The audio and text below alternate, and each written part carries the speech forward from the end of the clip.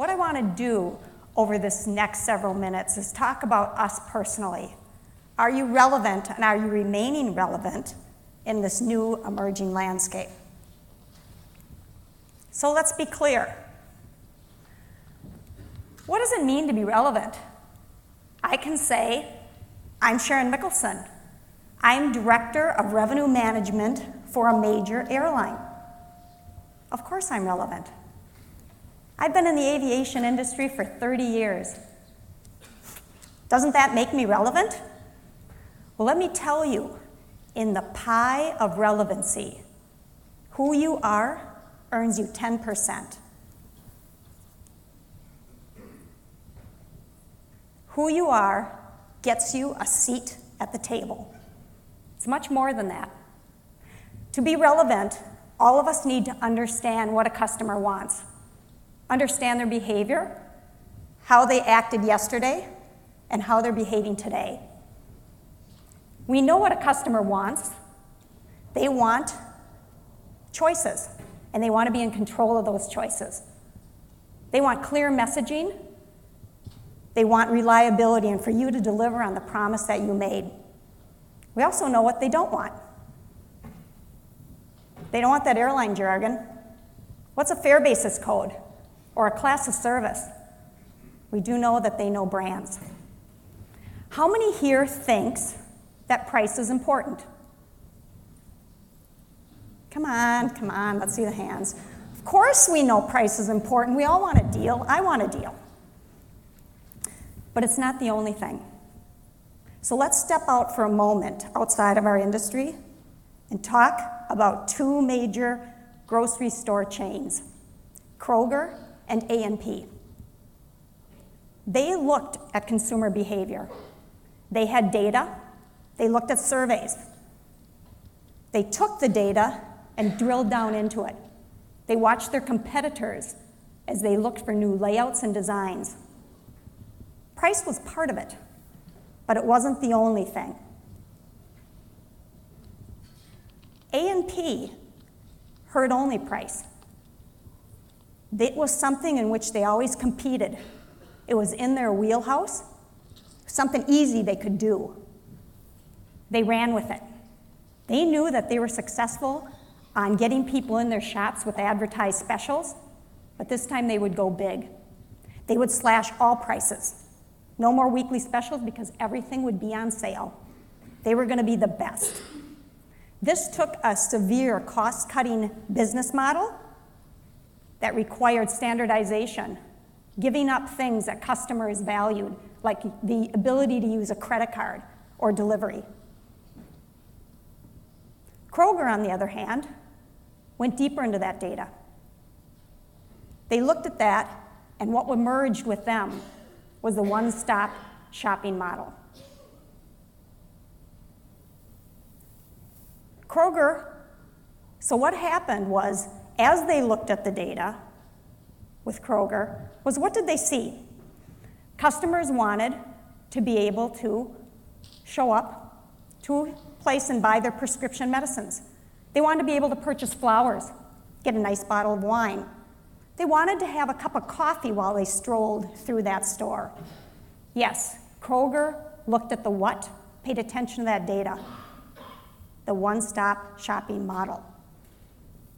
What is a bigger piece of the pie? Your data, understanding your customer. We heard it earlier. Tom talked about listening to your customers. You need to. But it is only a piece of the pie. There's still something much bigger. What A&P failed on was the why of that behavior.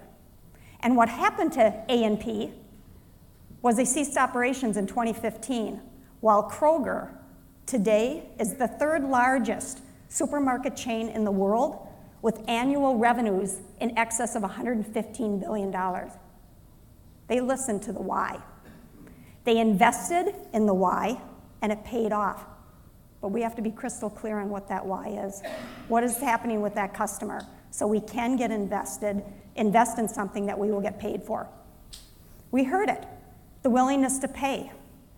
People are willing to pay for things that they value. So what was it?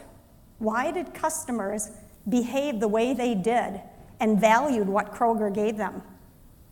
And it's sad because A&P had that. They had that glimmer. They knew it from their weekly specials. People came in and purchased the specials, but then they continued to shop. They continued to put that bag of apples in the cart, even though down the street it was cheaper. Why did they? Because they value their time. People multitask and they shop online. We heard about it today. They carry their phones in their pocket on immediate gratification. They want it quick and they want it easy. And we have to deliver on that. That is the why. The why is the piece of all of this. So, let's talk about brands again. Why do people like brands? I think we heard a little bit about that. Brands are easy. People like to be in control of their shopping. You know what brands tell people? It tells the world that you know that they like to choose. They don't want someone choosing for them. And you know what? What I choose today as a corporate customer might be different when I'm traveling with my family. There's many customers out there, and they all want something a little bit different. My daughter, price-sensitive backpacker. She doesn't care where she sits. My husband, on the other hand, even though retired, thinks he belongs in that first-class cabin. And you know what? There's times when we're willing to pay that. But you got to serve it up to me, and you've got to make it easy. Right now, Delta Airlines, like Kroger, invested in our store, our website.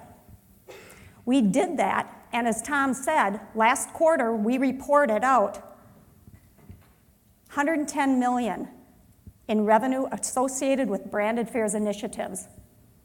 We plan to deliver, by 2019, $1 billion in incremental revenue. Brands are good for the customer. They're good for us as an airline. Our website shows it up pretty good, but not every store does. And that's where we need to work collectively to make sure that we can get this done. I'm hopeful when I was listening to ATPCO, because how we manage our brands, we do manage them.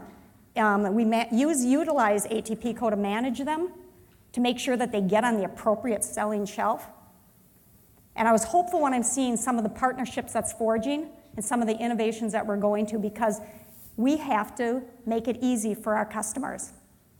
You know, I go into a website of a car rental, and I say, I know what economy, I know what midsize, I know what a full size, and I know what a luxury vehicle is.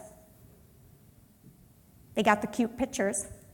I know right away that, that car's not going to work for me. It's only got 4 people there. I got 5. Tells me how much, gives me pictures of the luggage. I know in a nanosecond what I need. It also tells me the car type. And you know what? One day I might want a brand because I need a little bit more fuel efficiency. But you know what? Another day I'm willing to pay the $40 more to show up in my class reunion in a Mustang. So we don't want the car rental industry to be ahead of us, but I'll tell you, we're much more complicated, but it shouldn't be for our customers, right? So I'm going to ask you to think about this for you personally. Everybody wants to remain relevant. We need to be relevant for us personally. You need to be relevant for our customers and for your company. So the next time you show up to a working group meeting, the industry meeting, or one of these innovation labs, think about the customer. Check yourself. Check the others around you. How does a customer behave? How do they shop? How is it by adding yet another pricing entry? Shows them that you respect their time. Did I hear somebody say something about a fare display? I'm not listening. So really, who you are is a part of it. But to be truly relevant, it's the why.